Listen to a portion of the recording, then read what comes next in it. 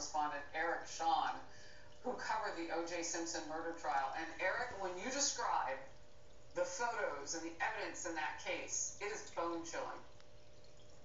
Hello, Harris. Yes, I have since the trial actually been haunted by some of these photos. I remember seeing them. It was just shocking and revealed the savagery and violence of this double murder. My thoughts now at this moment are with Nicole's family and with Ron Goldman's family. I'm sorry for O.J.'s children that they had lost their father.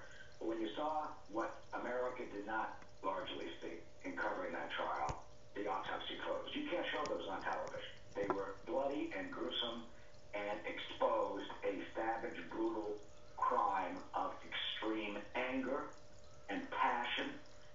Nicole's head was nearly decapitated. The knife thrust into her throat so deeply it severed her voice box and her carotid arteries. The knife hit her backbone. I remember seeing those photos, and you just can't forget them, and then realizing at that moment that this was a crime of passion. It's not just a few knife thrusts. It was a complete, horrible, startling mess. You have the evidence of the blood drops that went from that scene up the walkway at Bundy to the white Bronco. O.J. cut his middle finger. There were not just small cuts, but 2-inch cuts in the middle finger. That matched the blood drop on the handle of the Bronco. There was also blood on the console of the Bronco, and that was all seen. So it all seemed to fit together. And we must remember, he was found liable for the murders in the civil trial, but that one jury, at one time in 1995, decided that there was reasonable doubt for his not being guilty in the double murder. And then the police were on trial in that case. There were some sloppy incidences. One of the detectives took the blood vial, the O.J. Simpson blood sample that the police had taken, and went off to the scene. And so there were, in my view, some mistakes.